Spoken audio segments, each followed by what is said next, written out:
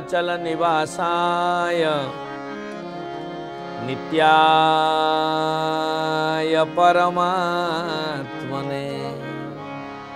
बलभद्र सुभद्राभ्यां जगन्नाथयते नमः। नमस्ते गुरु गोविंद सच्चिदानंद। नमस्ते गुरु गोविंद सच्चिदानंद।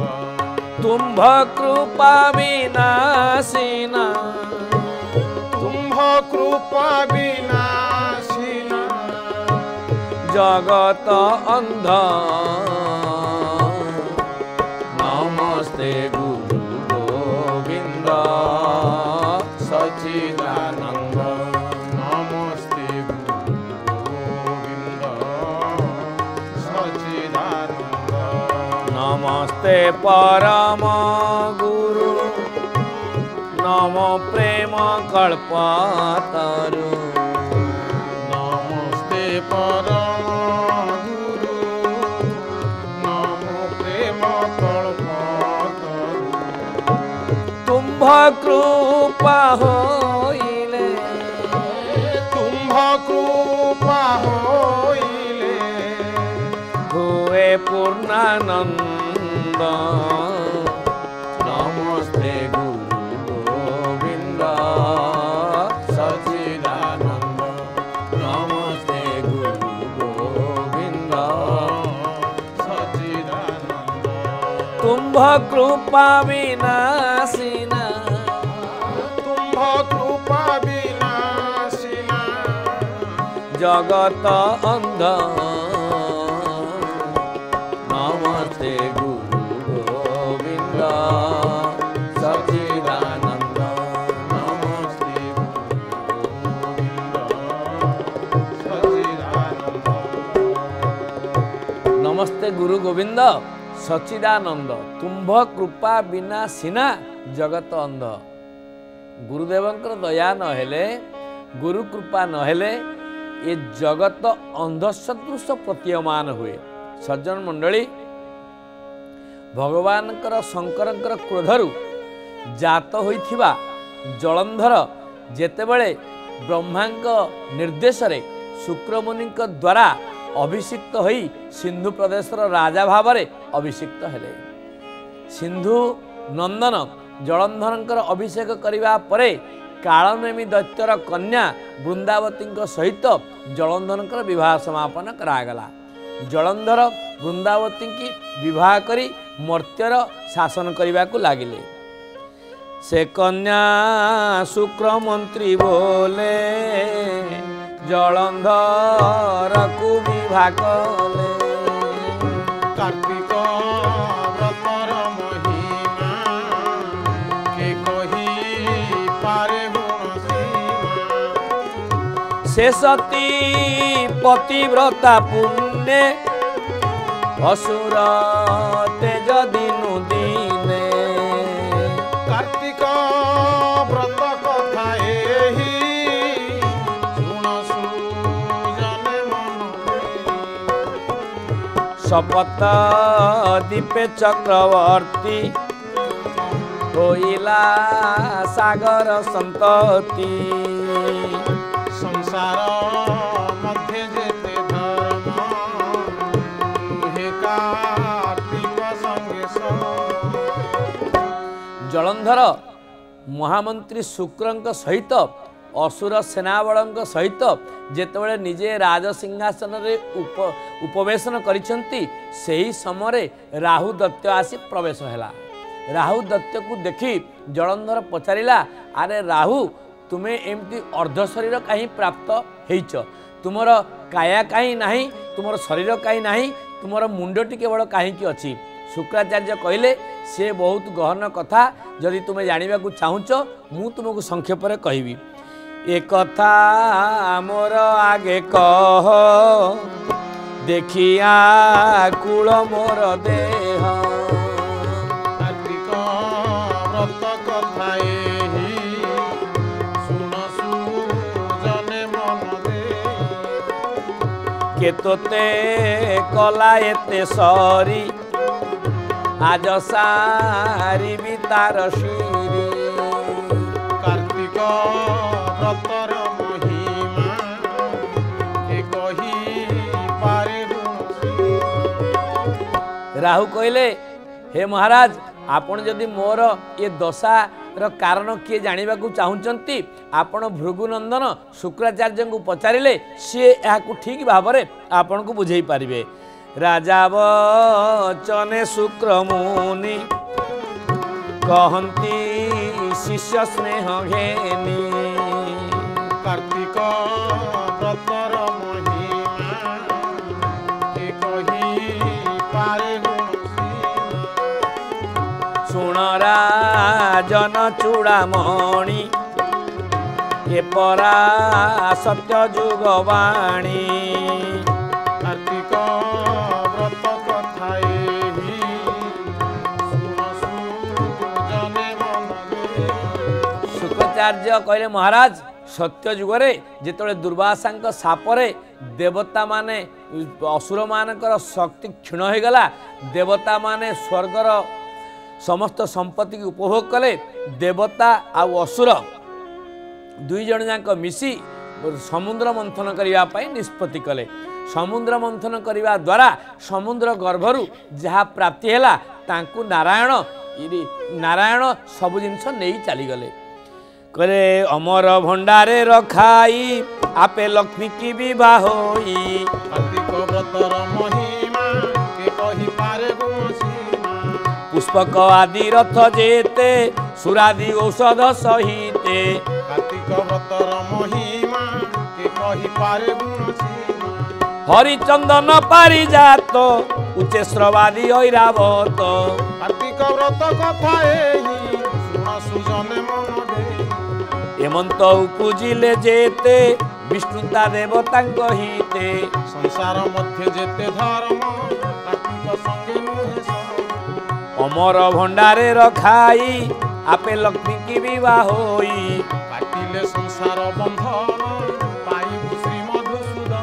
କହିଲେ ସମ୍ପଦ ଆଶାରେ ବାସୁକି ନାଗକୁ ଧରି ମନ୍ଦରାଚଳ ପର୍ବତକୁ ଖୁଆ କରି ବାସୁକି ନାଗକୁ ନେତି କରି ଗୋଟିଏ ପାର୍ଶ୍ୱରେ ଦେବତାମାନେ ଗୋଟିଏ ପାର୍ଶ୍ୱରେ ରାକ୍ଷସମାନେ ବାସୁକି ନାଗକୁ ନେତି କରି ମନ୍ଦରାଚଳକୁ ଯେତେବେଳେ ସମୁଦ୍ରରେ ମନ୍ଥନ କରିବାକୁ ଲାଗିଲେ ସମୁଦ୍ର ଭିତରୁ ଉଚ୍ଚେଶ୍ରବା ଅଶ୍ୱ ପାରିଜାତ ପୁଷ୍ପ ଐରାବତ ହସ୍ତି ଯେଉଁମାନେ ସମସ୍ତ ସମ୍ପଦ ଯାହା ବାହାରିଲା ତାକୁ ଦେବତାମାନେ ନେଇକରି ଚାଲିଗଲେ। ଏବଂ ଲକ୍ଷ୍ମୀ ମଧ୍ୟ ଯେତେବେଳେ ବାହାରିଲେ ଲକ୍ଷ୍ମୀକି ମଧ୍ୟ ଭଗବାନ ବିଷ୍ଣୁ ନିଜେ ଆବିର୍ଭାବ ହୋଇ ଲକ୍ଷ୍ମୀକି ପତ୍ନୀ ରୂପେ ଗ୍ରହଣ କଲେ। ଅମର ଯେତେ ସମ୍ପତ୍ତି ବାହାରିଲା ଯେତେ ଐଶ୍ୱର୍ଯ୍ୟ ବାହାରିଲା ସମସ୍ତ ସମ୍ପତ୍ତିକି ନେଇଗଲେ ନାରାୟଣ। ଏବଂ ଅମୃତ ଯେତେବେଳେ ବାହାରିଲା ଅମୃତକୁ ନିଜେ ଯେତେବେଳେ ନାରାୟଣ ନେଇଗଲେ ରାହୁ ଏହାର ବିରୁଦ୍ଧାଚରଣ କରିବାରୁ ରାହୁର ଦଶା ଆଜି ଏପରି ହେଇଛି। ବୋଲ ବାବାଜୀ ମହାରାଜ ଗୁରୁଦେବ ଶ୍ରୀ ବିମଳାଚରଣ ଦାସ ମହାରାଜ କି ଜୟ।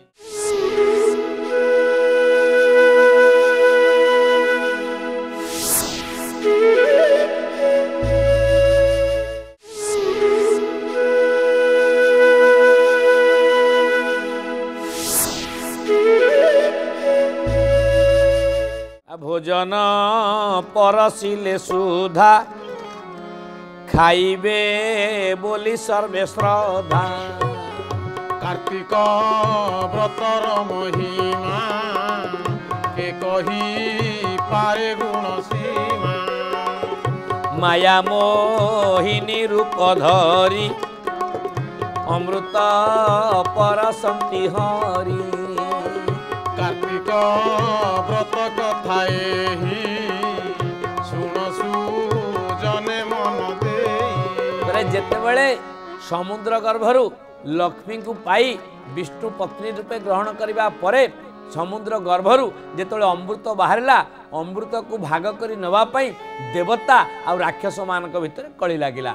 ତ ପ୍ରଭୁ ବିଷ୍ଣୁ ନିଜେ ମୋହିନୀ ରୂପ ଧାରଣ କରି ଏକ ସୁନ୍ଦରୀ ତରୁଣୀର ରୂପ ଧାରଣ କରି ଦେବତା ଏବଂ ଅସୁରମାନଙ୍କ ଭିତରେ ଅମୃତକୁ ବାଣ୍ଟିବେ ବୋଲି ସଂକଳ୍ପ କଲେ।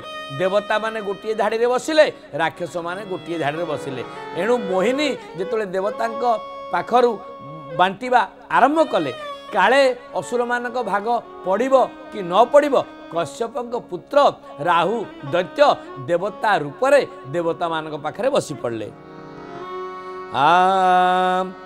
ए राहु कश्यप संतति सिंहिका गर्भ उत्पत्ति कार्तिक व्रतर महिमा के कही पारे गुण सीमा चतुर पणे बुद्धि बळे मिलिले देवतांक मेले कार्तिक व्रत कथा एही सुन सुजने मन दे सुधा भकिला आग करी देखी गोपिले नरहरी संसार मध्य जेते धन तुहे कार्तिक संगे संग देवता रूप देवता मानक पाखरे छलना करी राहु दैत्य देव बेशरे जेतोले अमृत भक्षण कला बोली नारायण जानी पारले तत्क्षणात सुदर्शन चक्र को प्रेरण करी राहुर मुंड काट कले ता देखी बळी आदि दैत्य जुझिले देवंक संगति कार्तिक व्रतर महिमा के कही पारे गुण सीमा अमृत प्रसाद न महला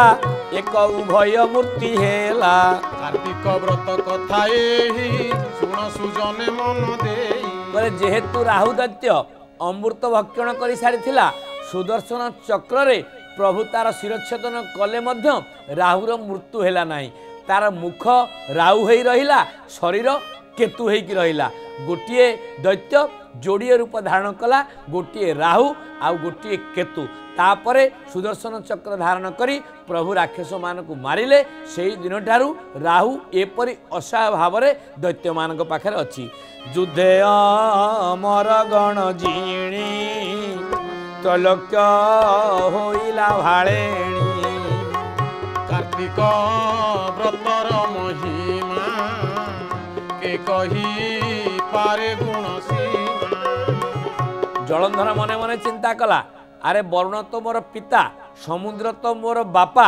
समुद्र तो होची मोर मु तो जलंधर अर्थात वरुणकर पुत्र समुद्र रु जहा जिनिस बाहरची तार मालिक तो मु जेतोले समुद्र रु बाहरतिबा जिनिसर रक्षाकर्ता कहीं नथिले सेतेबेले सिना देवता माने ताक उपभोग करिवे एबे समुद्र रु बाहरतिबा उच्चश्रवा अश्व ऐरावत हस्ती पारिजात पुष्प लक्ष्मी ठाकुराणी अमृत ए सबुर भागीदार मु एबे मु जात महावीर सागर सुत जलंधर कार्तिक व्रतर महिमा के कही पारे गुण सीमा मोर पियर द्रव्य जेते देवेने इच्छ बल कृत्य कार्तिक व्रत कथा एही सुन सुजने मन दे सबुता बाहुड़ाई दिय नहिले प्राण मूर्छिता संसार मध्य जेते धर्म नुहे कार्तिक संगे संग तो जलंधर घस्मासुर बोले कि गोटे दैत्य को देवता मान देवराज इंद्र को पाखु पठेला देवराज इंद्र समुद्र गर्भरु समुद्र मंथनरु बाहरतिबा समस्त पदार्थर वास्तव अधिकारी होची मु वर्तमान मर्त्यपुर राजा मु होची वीर जलंधर तुम्हें माने नैथिबा समस्त संपद समस्त ऐश्वर्य को जदि तत्क्षणात प्रत्यावर्तन न करिवो मु ताले तुम विरुद्ध युद्ध घोषणा करिवि घस्मासुर को दूत करी देव दैत्य माने स्वर्ग को पठाइले घस्मर नाम मो विदित मु जलंधर राजा दूत कार्तिक व्रतर महिमा के कही पारे गुण सीमा मु तार आनिछि बारता सुन हे सकल देवता कार्तिक व्रत कथा एही सुन सुजने मन दे कहले मु होछि जलंधर दैत्य राजा जलंधरकर दूत मु आपण मानकु जलंधर राजांग तरफ कहवा को आसीची ସମୁଦ୍ର ମନ୍ଥନରୁ ଯେତିକି ପଦାର୍ଥ ବାହାରିଥିଲା ଯଦି ଆପଣମାନେ ତାକୁ ପ୍ରତ୍ୟାବର୍ତ୍ତନ ନ କରିବେ ଜଳନ୍ଧର ରାଜା ଆପଣଙ୍କ ଉପରେ ଆକ୍ରମଣ କରିବେ। ତହୁଁ ପାଇଲ ଯେତେ ଦ୍ରବ୍ୟ ତୁମେ ଆଣିଛ ତାହା ସର୍ବ। କାର୍ତ୍ତିକ ବ୍ରତର ମହିମା କେ କହିପାରେ ଗୁଣ ସୀମା। ବିଚାରେ ପିତା ଦ୍ରବ୍ୟ ତାର ସାଗର ସୁତ ଜଳନ୍ଧର। କାର୍ତ୍ତିକ ବ୍ରତ କଥା ଏହି ଶୁଣ ସୁଜନେ ମନ ଦେଇ। ମୋର ଗୋଚରେ ଦିଅ ବେଗେ ଘେନାଇ ଆସ ସଙ୍ଗେ ସଙ୍ଗେ। ସଂସାର ମଧ୍ୟରେ ଯେତେ ଧର୍ମ ଲୁହ କାର୍ତ୍ତିକ ସଙ୍ଗେ ସଙ୍ଗେ। ରାଜାଙ୍କୁ କର ଦର୍ଶନ କୁଶଳ ଯେବେ ମନେ ଘେନ। କାଟିଲେ ସଂସାର ବନ୍ଧନ ପାଇବୁ ଶ୍ରୀ ମଧୁସୂଦନ। ଭସ୍ମାସୁରର ଏତାଦୃଶ ଆସ୍ପର୍ଦ୍ଧାପୂର୍ଣ୍ଣ କଥା ଶୁଣି ଦେବରାଜ ଇନ୍ଦ୍ର କ୍ରୋଧ ହେଇ କହିଲେ ରେ ଘସ୍ମାସୁର ଏ ଘସ୍ମାସୁରର କେଶ ଧରି ଆକୁ ତଣ୍ଟିଆ ମାରି ଏ ଦେବସଭାରୁ ବାହାର କରିଦିଅ। ଦେବତା ମାନେ ଦେବରାଜ ଇନ୍ଦ୍ରଙ୍କ କଥାରେ ଘସ୍ମାସୁରଙ୍କୁ ମାରି ମାରି ତଡ଼ି ତଡ଼ି ସ୍ୱର୍ଗରୁ ଦେବସଭାରୁ ବିତାଡ଼ିତ କଲେ।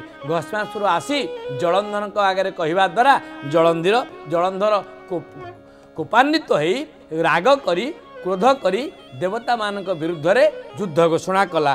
ଜୟ ରାଧେ କୃଷ୍ଣ ବୋଲି ରାଧେ କୃଷ୍ଣ ବୋଲି ଜୟ ରାଧେ କୃଷ୍ଣ ବୋଲି ଜୟ ରାଧେ କୃଷ୍ଣ ବୋଲି। ଆ ପ୍ରେମେ ନାଚ ଢଳି ଢଳି ପ୍ରେମେ ନାଚ ଢଳି ଢଳି। ଏ ରାଧା ପ୍ରାଣୀ ବନମାଳି ରାଧା ପ୍ରାଣୀ ବନମାଳି। ଏ ରାଧା ପ୍ରାଣ ବନମାଳି ରାଧା ପ୍ରାଣ ବନମାଳି। ଏ ଭକ୍ତି ଭାବ ଦେବେ ଢାଳି। ଭକ୍ତି ଭାବ ଦେବୀ ଢାଳି। ଜୟ ରାଧେ କୃଷ୍ଣ ବୋଲି ଜୟ ରାଧେ କୃଷ୍ଣ ବୋଲି ପ୍ରେମେ ନାଚ ଢଳି ଢଳି ପ୍ରେମେ ନାଚ ଢଳି ଢଳି। ଆ ରାଧା ପ୍ରେମ ବନମାଳି ଭକ୍ତି ଭାବ ଦେବେ ଢାଳି।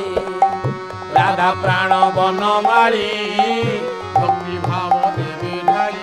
ଆଉ ପ୍ରେମେ ନାଚ ଢଳି ଢଳି ପ୍ରେମେ ନାଚ ଢଳି ଢଳି। ପ୍ରେମେ ନାଚ ଢଳି ଢଳି ପ୍ରେମେ ନାଚ ଢଳି ଢଳି। ଆଉ ଜୟ ରାଧେ କୃଷ୍ଣ ବୋଲି ପ୍ରେମେ ନାଚ ଢଳି ଢଳି। ଜୟ ରାଧେ କୃଷ୍ଣ ବୋଲି ପ୍ରେମେ ନାଚ ଢଳି ଢଳି। ଜୟ ରାଧେ କୃଷ୍ଣ